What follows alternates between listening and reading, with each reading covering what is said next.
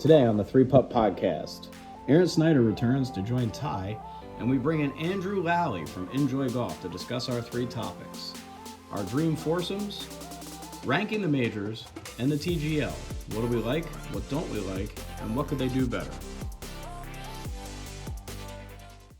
All right, welcome to the Three Putt Podcast, Episode 2. Super excited to bring Aaron back again this week. And our new guest is Andrew Lally from Enjoy Golf. Andrew, why don't you introduce yourself and tell us some things? I am Andrew. I have been here in Lancaster for about 10 years. I've golfed pretty much my whole life. And nowadays I am a bartender at a local indoor golf facility. And life is pretty good. Pouring beers for these fine gentlemen when they come in and play some golf.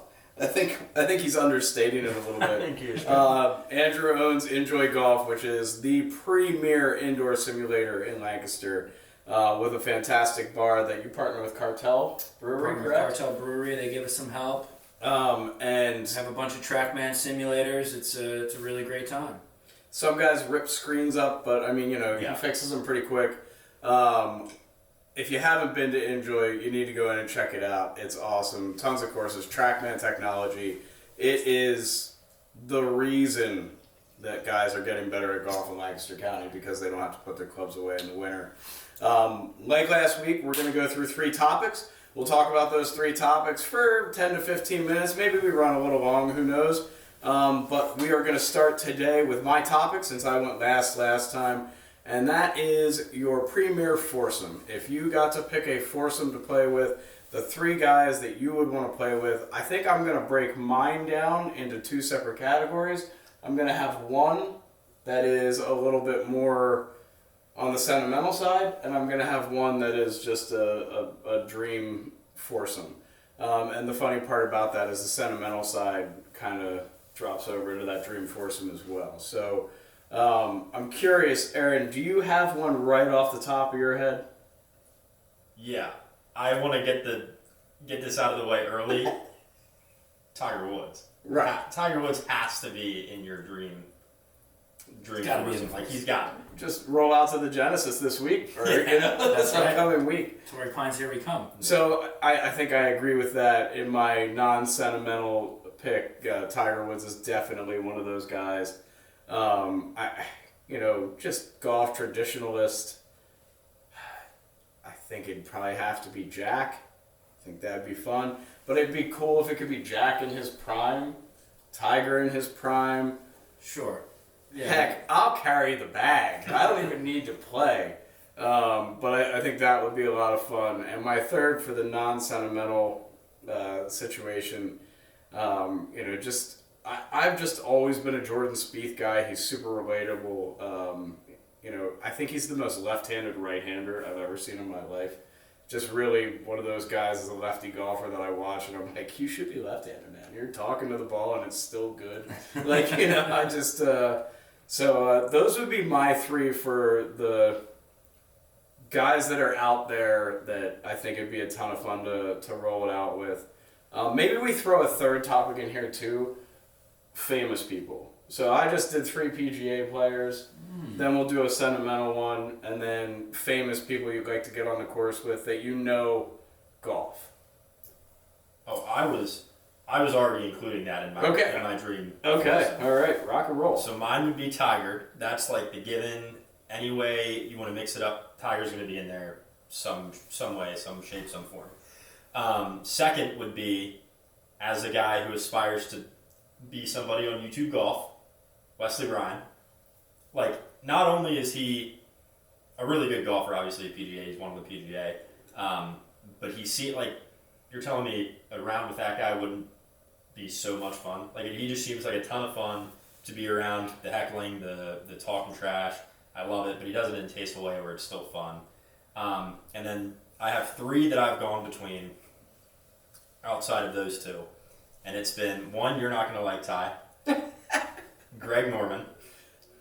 I would love to sit down and share a cart with that guy and just pick his brain about LIV, about the whole thing, about how it's like just everything about LIV. I want to know about it. Well, I want to throw a disclaimer at her. I do not hate Greg Norman. Okay, Third Leg Greg is just a different cat. All right. I think I do hate Greg Norman. He has always had an issue with the PGA, and he's not quiet about it. He's not my favorite guy. I'm not a fan, but he wouldn't be in my foursome, that's for sure. My other two would be the guy that I feel like I didn't get to witness the peak of Tiger. And this guy, he never doesn't have any majors, but he was kind of a style influence and just brought swagger to the game. That's Ricky Fowler.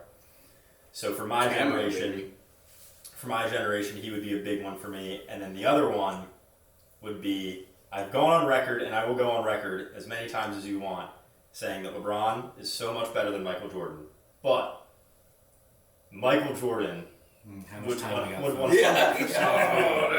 Michael Jordan would 100%. This is not a basketball podcast. Jordan's a good pick. Jordan would be awesome. Jordan is a great pick. He is the famous group for me. Yeah. And when he built his golf course, he built it around his golf game. That's all I'm going to say. Wow, that's a brilliant move. Loser. Does not surprise me in the least. I love that, and I also want to say that the Bryan brothers. Like, I love Grant Horvat, Rick Shields. I'm not a huge Rick Shields, Peter Finch guy, as some people know. They do great stuff. But the Bryan Brothers channel not having 1 million subscribers breaks my heart because it's hard George and Wesley are just so fun to watch. So, Aaron, since you brought up Ricky, I wanna check back in on your topic from last week with the new styles that we're seeing. I need a reaction to the camo. I love the camo fit from yesterday. I love it. I wouldn't wear it personally, but I love it. Anything that's the matching pants and shirt, the full outfit, I love. Anything crazy like that, I'm all for it. Because that's going to make people talk about golf more. All I can say is I was having flashbacks to Boo Weekly back in the day, and I could not get enough of the Boo Weekly was the one riding the horse at the Ryder Cup, wasn't it? And I could not get enough of the social media, like, Ricky withdrew. Oh, wait, or can we just not see him? Did you see the picture, or was just the shoes? Just the shoes in the club? It's fantastic. There's one in the bush where, like, he is hiding in there. Well, that's awesome. That's a great foursome. That was 4, right? Tiger. And I think my official 4 would be Tiger, Wes, and Ricky, but then Norman and Jordan would be kind of my alternates. So they couldn't make it. I love it. I went the sentimental route. I'm a big softie. I always have been. I'm a sentimental bastard. Golf has always been kind of a family deal for me. I think when all of us dream up these foursomes, we're just thinking of the most fun you can have, the most joy you can have, the best experience you can have. So I went with family with mine. My grandfather is the one who taught me how to play golf. He was an absolute stud. He had double-digit hole-in-ones. Last one came in his mid-80s. Total stud. My brother would be in the foursome in a past life, pre-children. My brother was he was my main golf buddy, and probably some of the most fun I ever had on a golf course was with my brother at Hawk Valley on some random Wednesday afternoon. Hawk Valley. It was the best. And like you said, you want Tiger in his prime, you want Jack in his prime. So if we can go with different eras, I'm going to add my currently 6-year-old daughter to my foursome, who I think my ideal golf scenario the past 2 years has been going to my home club, where right after the 7th hole you drive back through the parking lot, and I'll bring my 6-year-old Scarlett in the car with us, or in the cart, and she'll chip and putt. We'll have some Disney songs going in the cart. We can get through 1 through 7 in under an hour and head back home, and that's about as good as I think I can do on a golf course. So, the easy route, you guys are right. Tiger, Jack, Arnie, those are the slam dunks. Yeah. I think I'm also a bit of a head case on the golf course. I'm relatively confident that if I had to hit a golf ball in front of Tiger Woods, there's about a 30% chance I would swing and miss at the golf ball. But we also need to talk about the fact that this is 100% hypothetical, and in that hypothetical, we're really good. Okay. All right. Okay. We're going long. Well then, yes. We're Tiger's going. a slam We're dunk. playing that right there with them. The sentimental thing. The reason I have a second group, like I like talking about people that are out there. My sentimental group. It's funny you said your daughter, because back in 2017, my best friend passed away, and he was an avid golfer. We golfed together a lot. His name was Drew. Simon's middle name is Drew. My son Simon, and so obviously for me, you know, any foursome that could be an all-timer is going to include him. And he has a daughter that's lives out on the West Coast now, but like our joke with each other after we had kids was always that we now had our foursome was Brenna, Drew, me, and Lucy. And that would be the sentimental foursome for me. It was the second you said your daughter, I was like, oh my gosh, yes. Like, that one would be a big one for me, but I love it, man. That's awesome. I'm jealous of people who have family that golf. I don't. Like, my dad and I are baseball. That was our thing. You know, my mom's not really an athlete. My sister played softball. I might be the only person in my family that golfs. Like, might be the only one. So, good on you. Happy that you got to grow up with that, because I kind of wish I would have. I think I would have been a better athlete in other sports if I would have played golf earlier because of the mental side of it. My grandfather, who was a hell of a player, was just the kind of guy that wasn't really good at sitting still and not doing much. And the year that I was born was the year that he retired. So him and I just kind of naturally synced up. And he spent a lot of time up at Berkshire Country Club up in Wyomissing. Dude, Berkshire's a great club. I would tag along, and I have lots of golf nostalgia that I like to pull from when I'm out there. So we'll finish the topic on this. The three of us are going to play around, and we get to pick one person to join us, and we have to agree on it. So everybody can fight their argument. If it's Prime Tiger and it's just that easy. The first thing we did was agree on Prime Tiger. All right. I mean, it's right. I love the MJ call. That is a great call. That's an awesome call. Well, just like, he's one of the main guys in the sports world that's not a golfer. What about Bill Murray? Is Bill Murray? Bill Murray, when you said celebrity, Yeah. Bill Murray was the first one that popped in my head. Chuck, for sure. I couldn't play with Barkley. I couldn't do it. I'm a Philadelphia guy through, and like I love Barkley, but like watching him on the match episode, like you know the matches, he's always like a commentator. I actually ran into Chuck on a golf course last summer. Really? Yeah, at Lennart Country Club in Haverford. And Valley gets out, man. You could tell he had a one-liner for every situation. Yeah. He knew that everybody wanted something from him. He gave everybody a sound bite, and it was prime Chuck. It was good entertainment for sure. So I will say we've talked about some golf courses during this. I think next week one of the topics is going to be best courses in the area, private and public. I really want to do that. Strongly opinionated on that. I'm excited to do it, and I don't care if we have 4 hosts for that. I will just moderate and give my opinion. I don't need to bring a topic if somebody else wants it to be their topic. Yeah. And that might be an episode that we have where there's more than 3 hosts, but it's only going to be 3 topics. All right, so Aaron, we're up with you. Yep. I'm going to bring some info up here on my computer. Aaron's topic today is ranking the 4 majors. I got that right, correct? Yep, that is correct. And I'm really, really curious about yours specifically because we don't agree on a whole lot. I like you. We get along really well. Yeah, we get along well. But there's a generation gap. 100%. Like when we talk baseball, we disagree. He told me yesterday that Mike Trout's better than Ken Griffey Jr. He is better than Ken Griffey Jr. It's not. That's that tough. close. That's a tough one. Okay. That's really Anywho. All right. So, as a guy who started golfing seriously during COVID, newer to golf, and what do you hear about golf? Like, the only tournament I watched when I wasn't a big golf guy, the Masters. Sure. So, the Masters is going to be my number one. Like it's the only major that's the same course every year, and you don't get tired of it. And it's just like the whole aura surrounding the Masters, the lottery to go. I mean, just everything about it. To me is number one. Number two, and then after that it gets a little bit tougher for me because.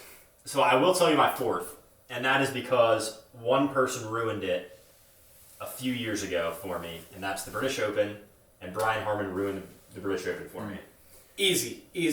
We don't bash lefties. I don't bash lefties. I don't have anything against lefties. And honestly, a lot of people are like, you're mad it was boring.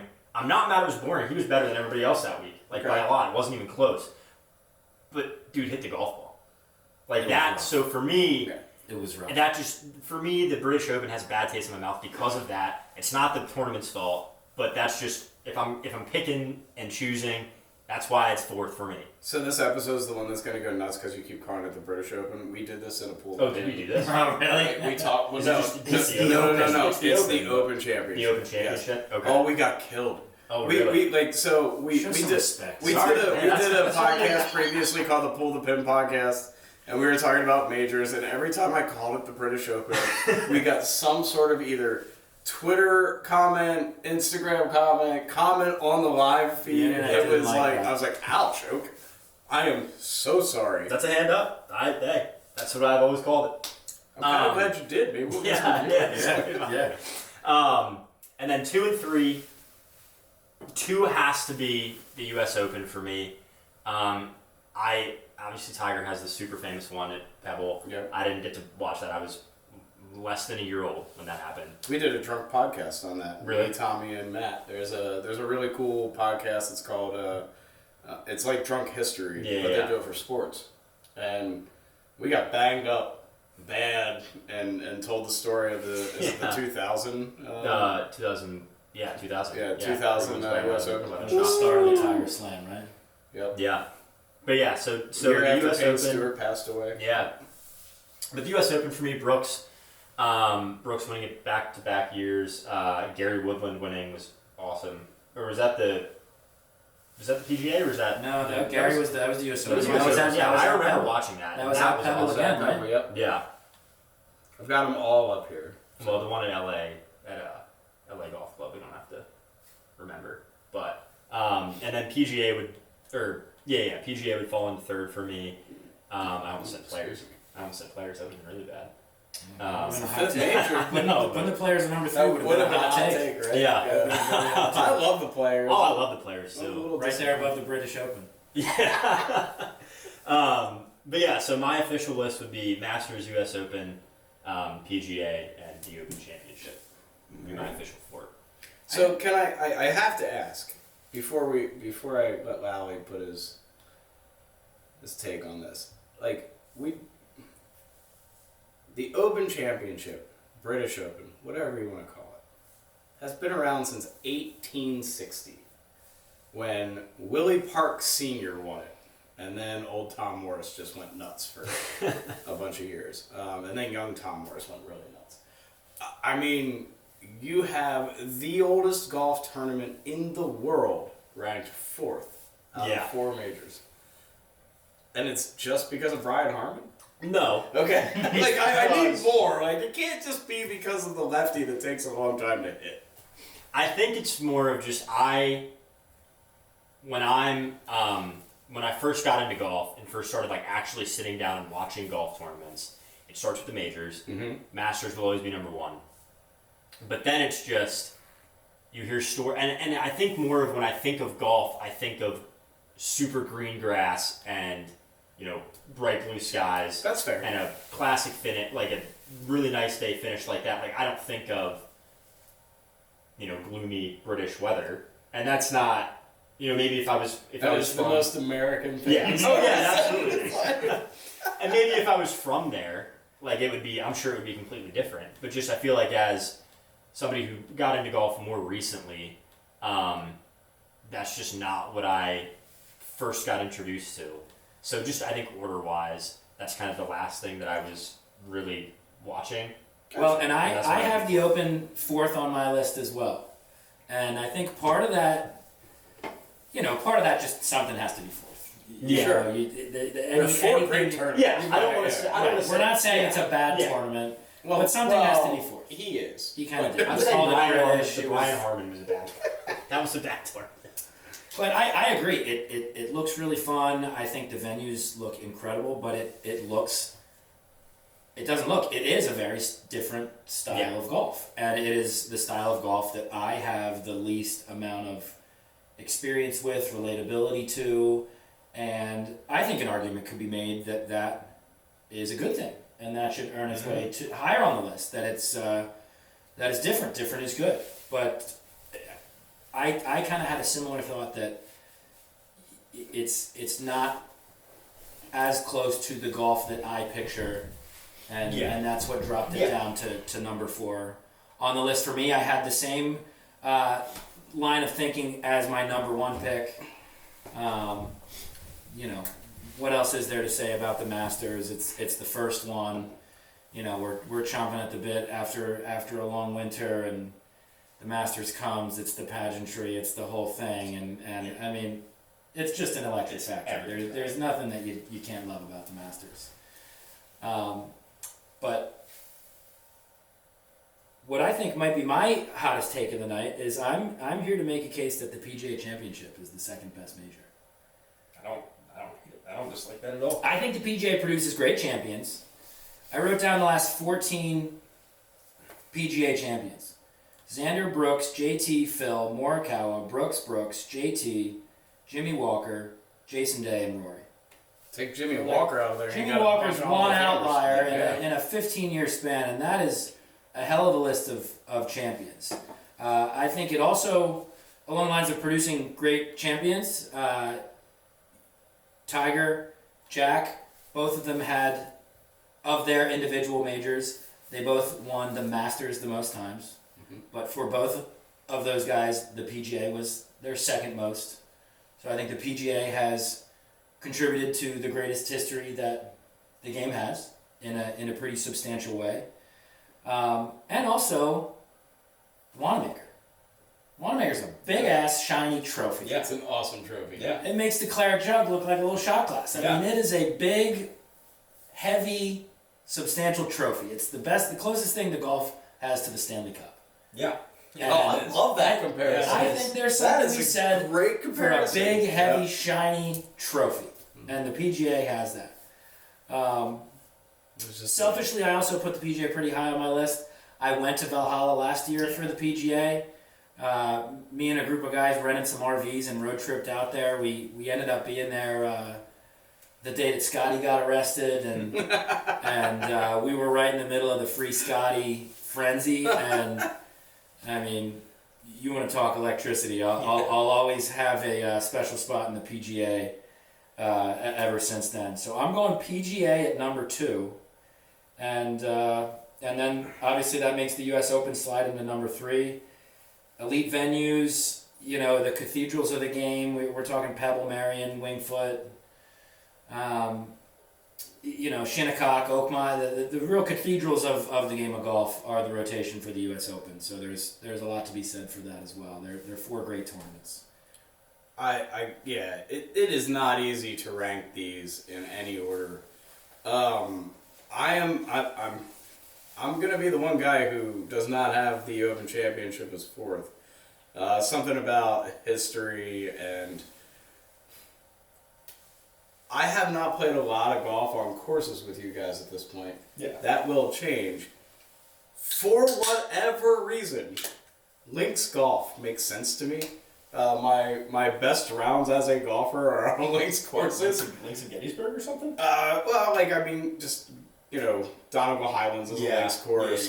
Dolphin Highlands. Yeah. Those are the courses that I've broken par on as a player. And maybe it's just as a lefty, trees scare me, and when there's not any in the way, I don't hit them. Yeah. It's not number 4. It's also not number 1. The Masters is number 1. It's the one course that when you see it on TV, you just go, man, I just want to see it. Yep. I just want to be there. And I've had the luxury of, I was friends with somebody who's no longer with us. Boy, that's twice I'm talking about people who died on the podcast. Who's no longer with us that actually played Augusta multiple times. And the sitting down and watching the Masters with him was crazy because he was talking about the undulation that you can't see on TV. And then stood up and tried to like reenact what it was like to be in certain spots. The conversation was kind of funny because I was like, we were watching like Amen Corner or something like that, and he's telling me about the hole, and I was like, oh, so you've been to the Masters? He's like, no, I've never been to the Masters. And I'm like, oh.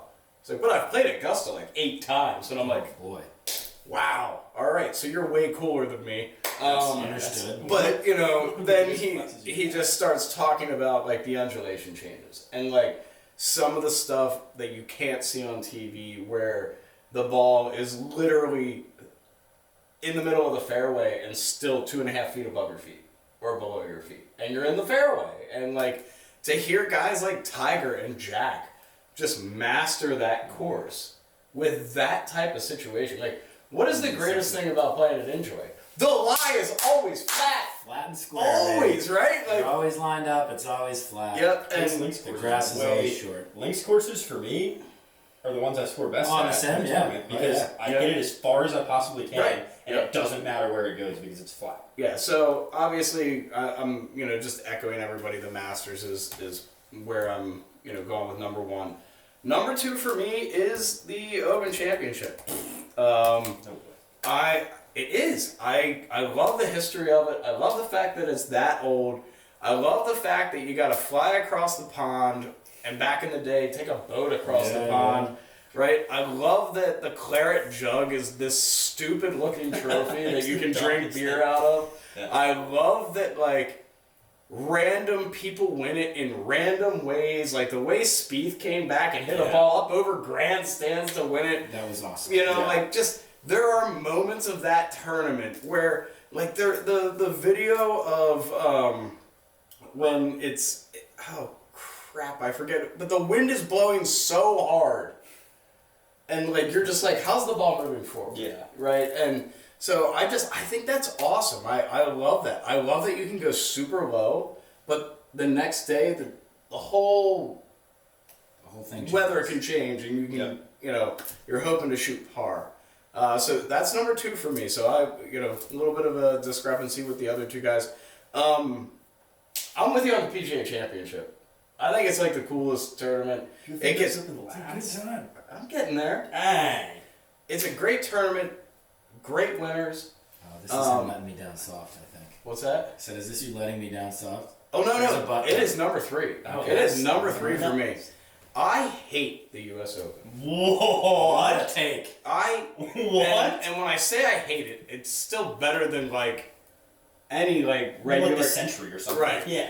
But I am just so tired of the USGA trying to make the courses unplayable. Here's the thing. There's got to be something in between. Okay? Like, I get it. The equipment is catching up. Guys are hitting the ball further than they ever have. But, like, Tiger in 2000, winning the U.S. Open by 12 strokes. At 11 under, yeah. Was awesome because Tiger was just that much better than everybody. But that wasn't about the U.S. Open. That was about Tiger. Yeah. Okay, like, I just don't want... I don't... These guys are so good that when they get on a course like that... And, listen, none of these courses are easy. No, sure. When the USGA tricks out courses that much, it's just... I'm kind of with a lot of times the narrative leading up to the U.S. Open is, one of us, it's great to see him struggle, and, we... I don't need that. I don't necessarily buy into that. I mean, I'll go play myself if I want to see a bunch of bogeys on the club. Exactly. You know what I mean? So, I mean, that's my take on the U.S. Open. Like we said, though, it's the 4 best tournaments in golf, right? Yes. I'm not saying that... I said I hate the U.S. Open. That was probably a little strong. It's good clickbait. Soundbite. Yeah, clickbait. Right. Of the 4, that is the one that, like, I don't set aside time for. Oh. I'm not like, okay, I watch all of them. Yeah. You know what I mean? But the Masters, like... Yeah. It's on in my office. Yeah. Like, I have a big TV in my office. It is on, like... if you're at work during Masters Week, Well, and shout out to the Masters app. The greatest golf broadcast. Yes. PGA, take notes. Yes. We're right back to that conversation with Liv and the PGA, but I have a funny story about watching the Masters. I also have one more thing I'm going to throw into this. I would, and this is really jumping parallels here a little bit.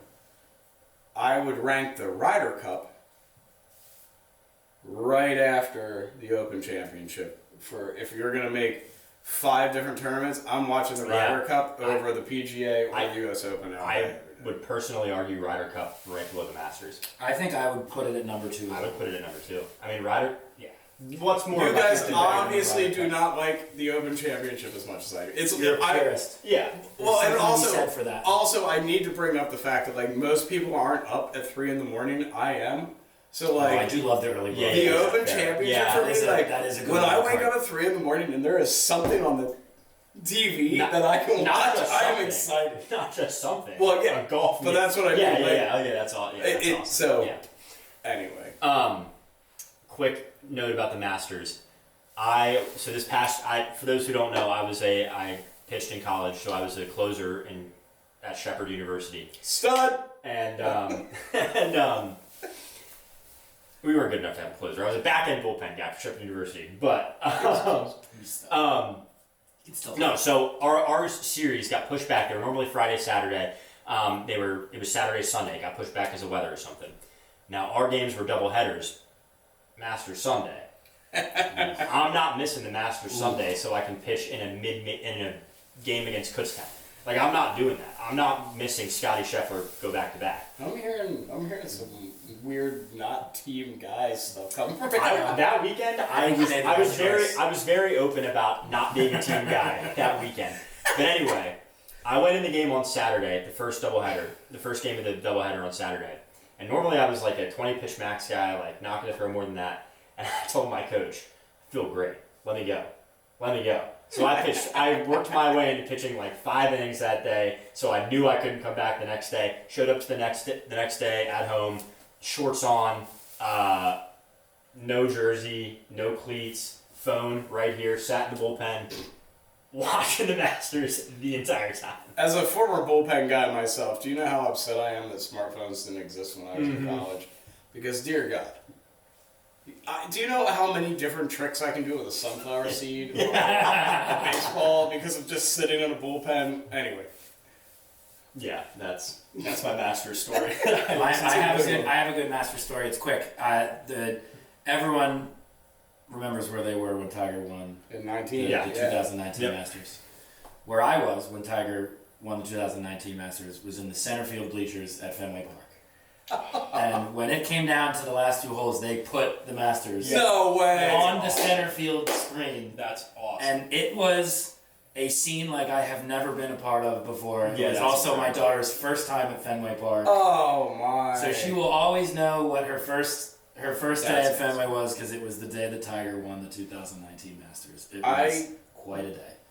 I was at a bar and actually watched people cry. Oh yeah, I was one one of those yeah. Yep, and I was not quite crying, like, But like this. Oh, the hug with Charlie? Come on. well, I don't mean that I was not. Oh, he just threw a dart here, didn't he? Sorry, we're watching the. Yes, he did. Waste management. We're watching the second round of the waste management in the background. Underage tournament. Well, I don't know if underage, but a good tournament. We'll talk about that tournament on another episode. We're because going long. I want to throw one more little sidebar in here. A debate that comes up sometimes around major time that I think we all know the right answer to it, but the fact that the PGA used to be a match play master or a match play major. Yep. What do we think about one major being a different format? I love match play golf. I don't think like it that should be for a major. I don't like that for a major, but like. But I think if they would go radical and change it, I don't think that I would hate it. Oh, I'd watch, obviously. It would be electric. I absolutely love golf because of things like match play. The opportunity to do more than just play. It's why handicaps are awesome. Yeah. Oh yeah. That's why, different, we're going to play 4-ball today. We're going to play Wolf. We're going to play Stableford. Stableford. There are just so many different ways to play. I can't do it for a major. I'd watch it, but I'd be a little disappointed. And that's what I said. I think we're all going to land in the same place here. But I'd really like to see the PGA be a little bit more creative with those types of situations, though. So, we are on to Mr. Lally*'s topic. third topic of the night, and so I am the indoor simulator golf guy. So my topic is TGL tonight. I just want to run through some pros, some cons, and just get kind of the bird's eye view after a couple of weeks of the TGL. My take so far is that it's very entertaining, and obviously I'm biased. Nobody wants TGL to be successful and indoor simulator golf to take off more than I do, but I genuinely enjoy watching. I think I have a lot of pros in regards to the presentation. I think it's great having the players mic'd up. I think even to kind of piggyback off of some of your take on the social media stuff from episode 1, Ty, that the tour has been so resistant in terms of letting these guys kind of build their own brands, and I think TGL is a direct indicator that there's new pathways for these guys to do that, which is only a good thing. I think the close matches have been a great atmosphere. I think it has been fun to watch, spotlighting the technology and the green and all the lifts underneath the green that can change the contours. I think they've played up the technology in a very cool way. It's made for social media. It's very 90-second clippable. Kiz. I think say no more. Kiz is out to put a microphone in front of Kiz and let him go. I think there's lots of room for it to evolve and continue to grow and cross over and involve some, maybe some LPGA players, maybe some social media influencers and celebrities. Obviously, Goods involved with the LA team. So it seems like it's multiple new avenues for these guys, which can only be a good thing. Simulator golf is only becoming more popular. I think most of us have at least some experience on a simulator by now.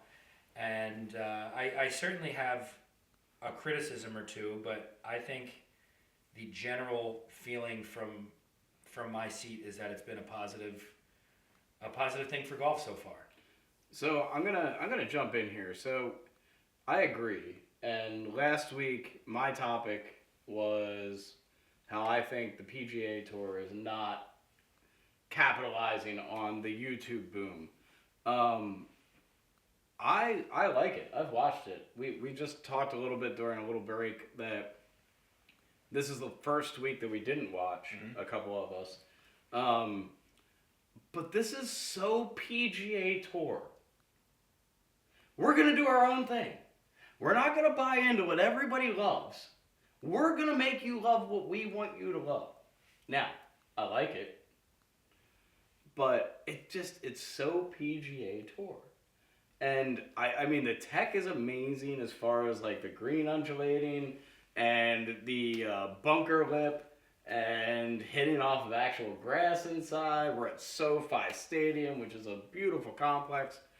And we're going to use the worst launch monitor we could possibly use. We got to spend some time on that. That's the criticism. I mean, you own a facility that uses TrackMan. The PGA Tour uses TrackMan. The PGA Tour owns a piece of TGL, and they don't use TrackMan. They use Tiger's piece. And I understand that Tiger's very influential, but Tiger could not have been happy. Well, Tiger can't be happy that he looks awful on this. That first week was tough. I mean, Tiger does not fly a green by 30 yards with a wedge. With a wedge in his hand. Ever. He hasn't done that in Ever. I don't know if he's ever done that. No, I don't know he if he's hasn't. ever done that in his life. I mean, outside of, I'm sure somebody watching that has more time on their hands than I do will go back and find Tiger blading a wedge. Everybody's done it. One time in 40 years. Right, exactly. And on camera, right? Like, Yeah. I gotta believe you bladed wedges. It's like, I refuse. I refuse to believe that. But what I'm just continuing to get at is like, I love it. I love the whole idea. Why wouldn't you go all in? It really is borderline preposterous. I mean, you're so spot on. The arena is incredible. Amazing. The infrastructure is incredible. The players, the guys that they have competing. The players seem to be having fun. Incredible. It's all there. It's all there. But the engine that makes it all go is a third tier system. It's not even a second, you know what I mean? It's how they could come up short on the actual engine that makes the thing run is something that you almost have to hope that they're going to realize it and correct it. There is if not. This thing's going to continue to go. I'm just flipping through the teams here.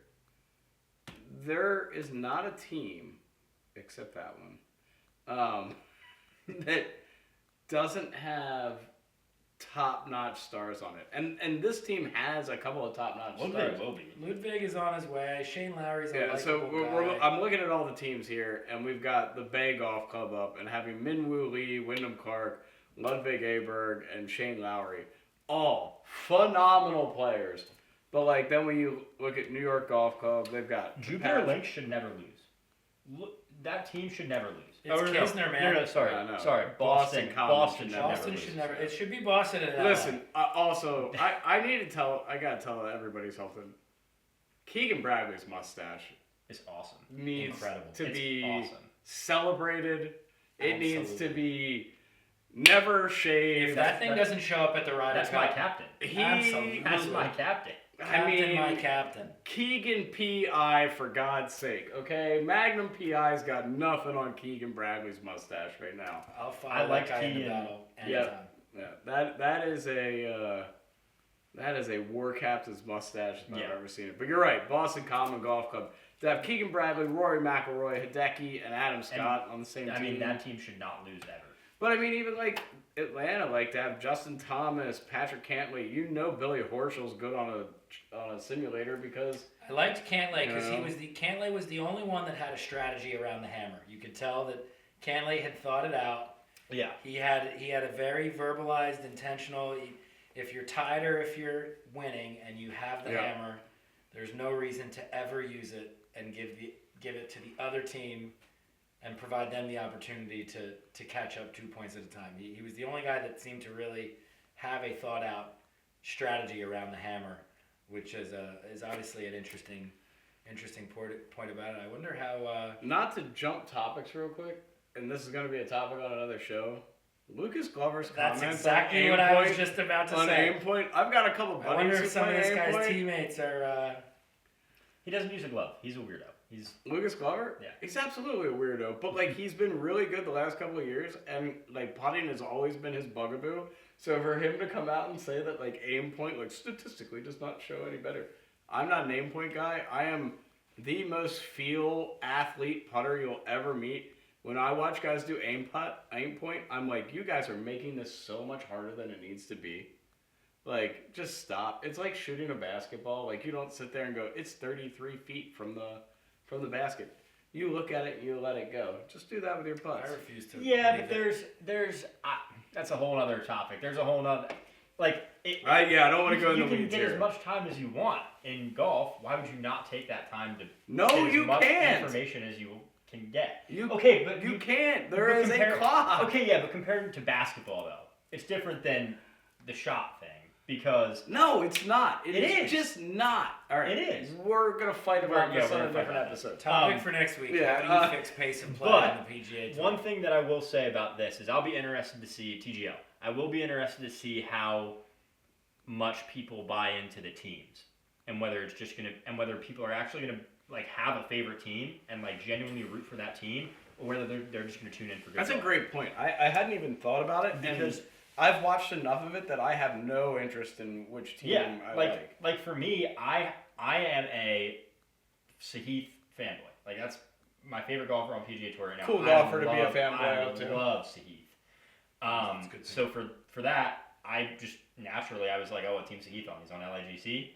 That's who I'm a fan of. Like that's my team. So now that's who I'm actively gonna root for, but I'm still gonna watch all of it. Like I don't know how much I'm gonna buy into the team versus just the whole thing aspect.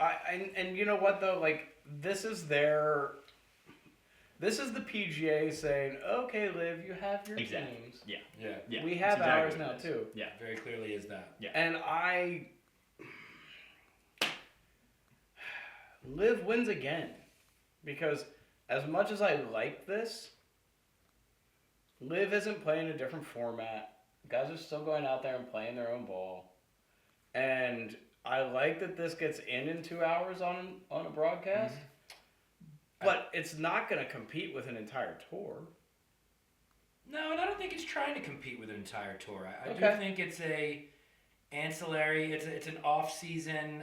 I don't think it's trying to be in the same lane as green grass golf. I don't think it's trying to compete directly with Liv or be a substitute for traditional golf. I think it's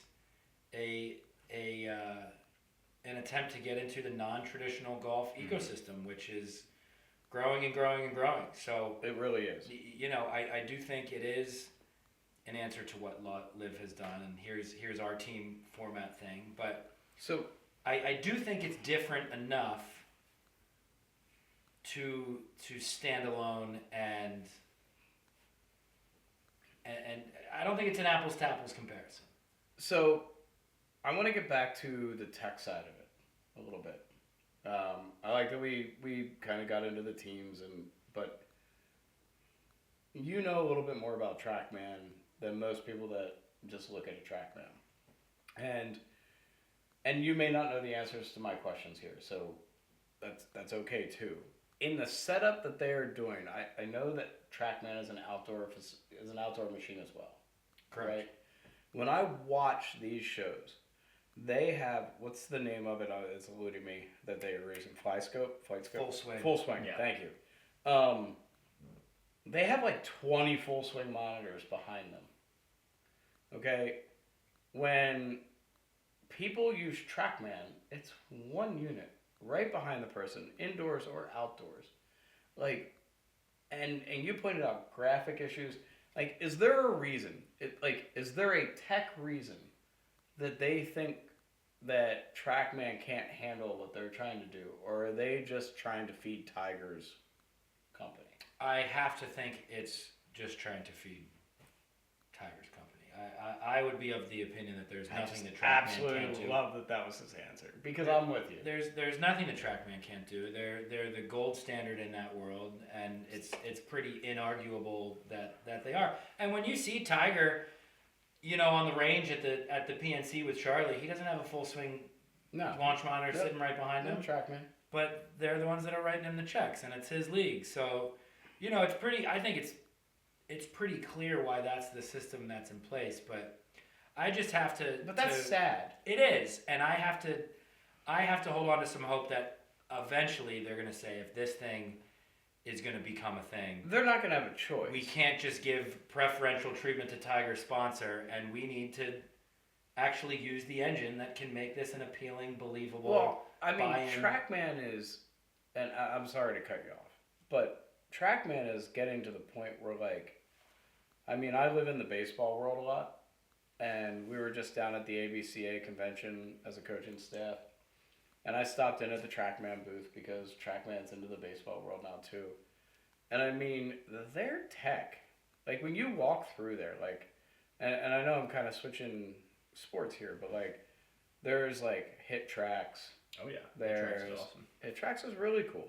There is Rapsodo, which golf has as well. Yep. Garmin starting to get into the baseball space too. But like, when you walk into TrackMan, you know you're getting everything. Yeah.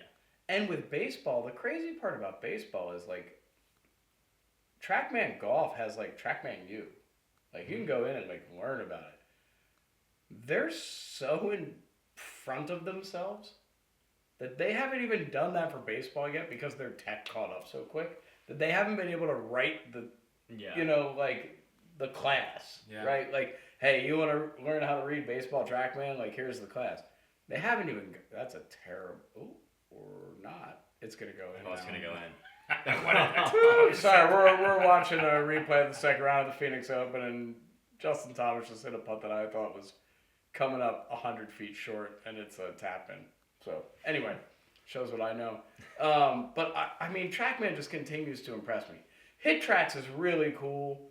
They have no ambition, I don't think, to jump to golf or anything like that. I talked to the people at the booth.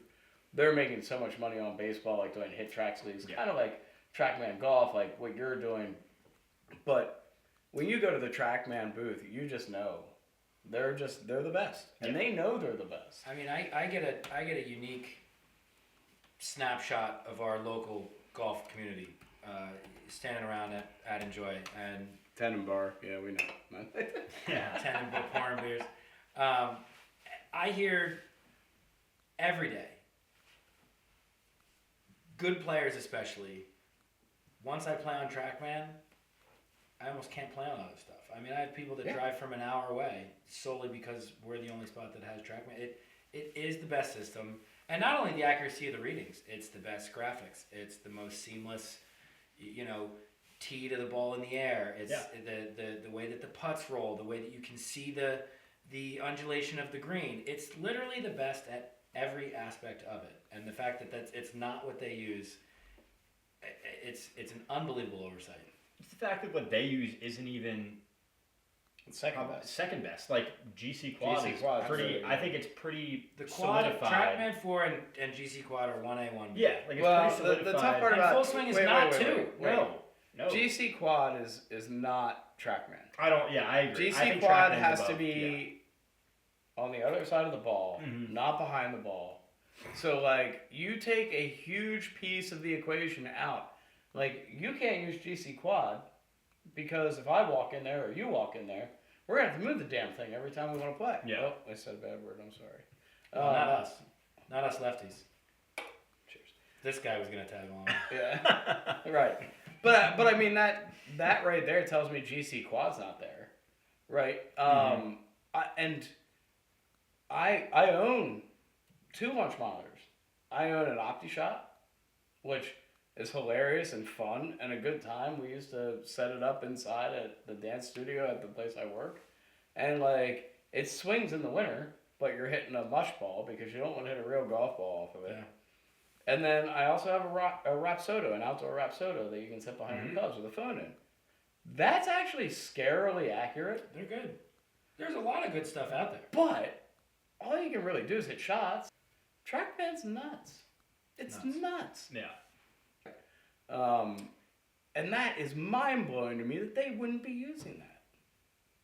Yeah, and I think I have a unique perspective on it as a fitter, too. Yes, you do. That we use TrackMan in our fittings,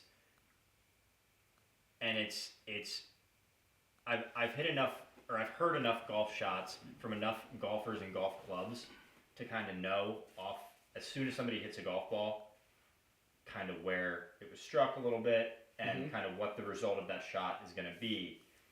And I've seen other launch monitors, like I've seen GC Quad, I've seen a Garmin outside, I've seen a Rapsodo outside, and it's like, it's not even a comparison.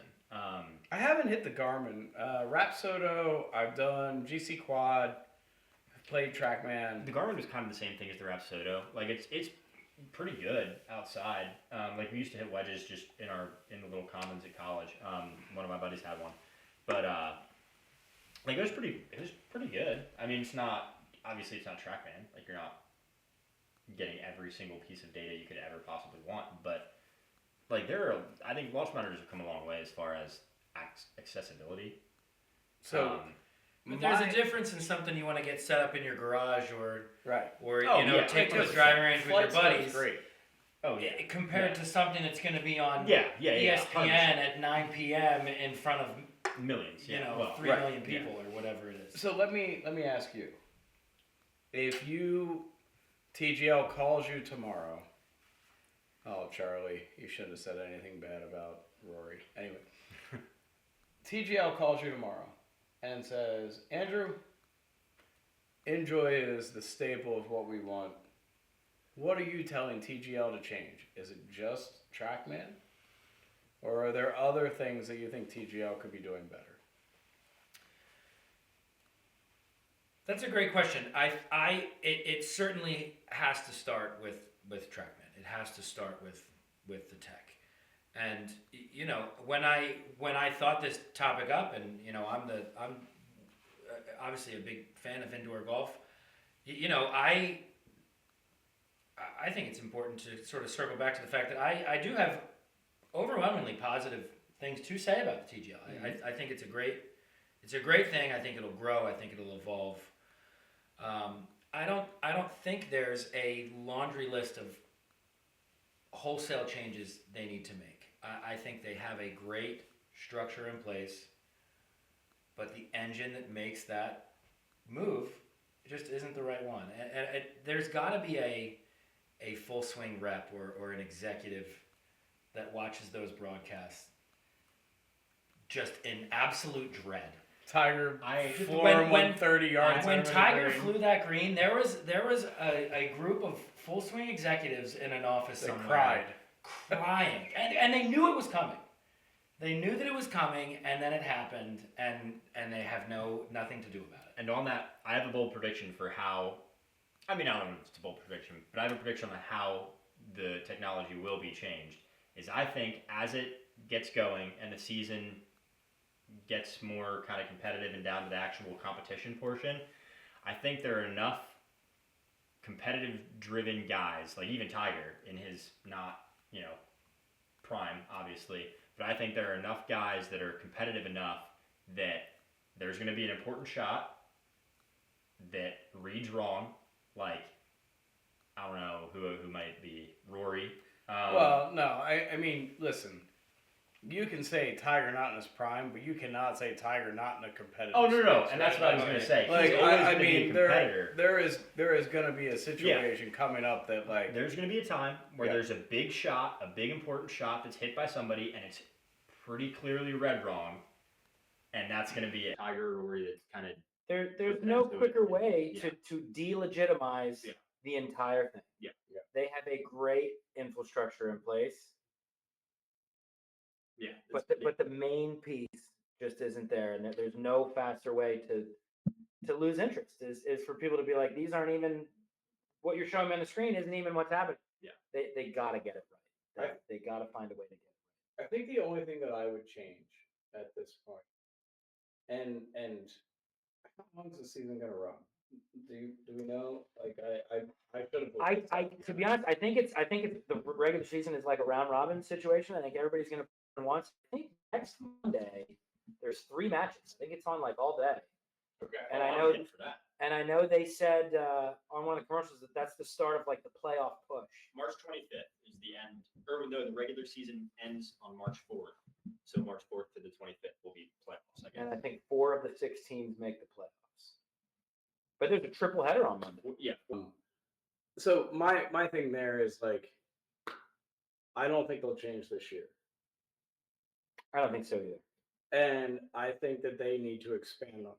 If they're not going to buy into the YouTube life, like they need to do a TGL round on Tuesdays, and then on Thursdays they need to do one player from each team in the TGL round, and you've got Grant Horvat, Wesley Bryan, and Fat Perez playing with Tiger.